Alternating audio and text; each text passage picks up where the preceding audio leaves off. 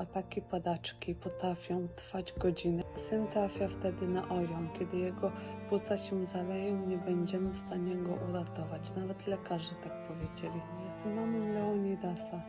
Ma na imię tak, ponieważ od początku walczy z tą chorobą jak lew. Za kilka dni skończy 3-latka. Syn choruje na padaczkę lekkooporną. Od sierpnia jesteśmy w szpitalu. Jego stan zdrowia się bardzo pogorszył. Ataki padaczki potrafią trwać godzinę, gdzie wlewki nie pomagają. Syn trafia wtedy na orion.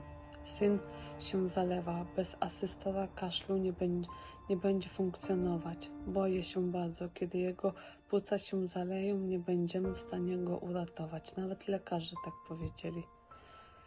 Nie ma odruchu kaszlu. Musimy go co chwilę odsysać. Potrzebujemy waszej pomocy, kochani, żeby ułatwić mu oddychanie i funkcjonowanie codzienne. Bardzo was proszę o pomoc.